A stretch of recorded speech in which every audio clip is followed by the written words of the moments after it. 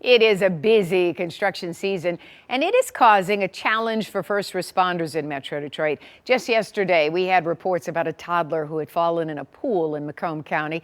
Thankfully, the child lived because deputies rushed her to the hospital in their patrol car after the EMS rig en route was stuck in construction traffic.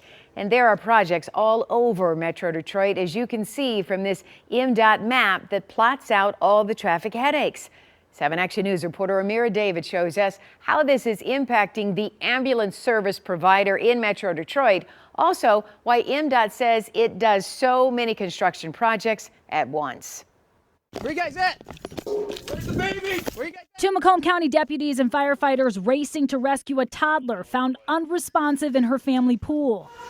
Come on, baby.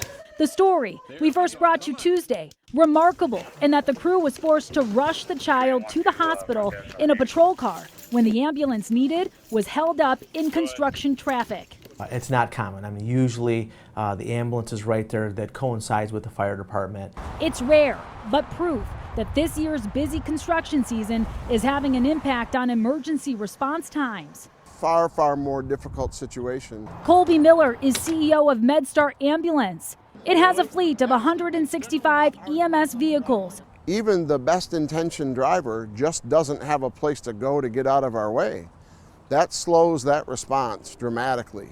Alternative routes and GPS tools, he says, no longer solve the problem.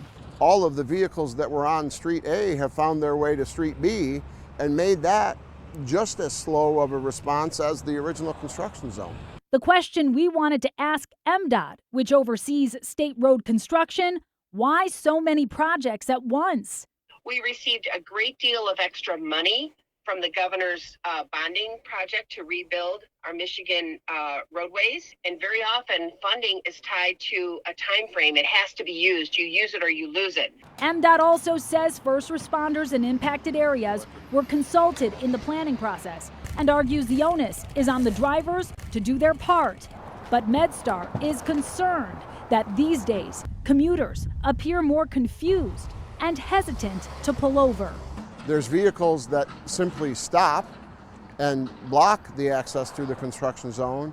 And then there's vehicles that are oblivious to the emergency vehicle and what everybody else is doing. Drivers play a huge role in helping emergency crews. A reminder that as a driver, you are expected to move over, whether that emergency crew is on your side of the street or the opposite side of the street. At the very least, you're expected to slow down. I'm Amira David, 7 Action News. All right, thank you so much, Amira.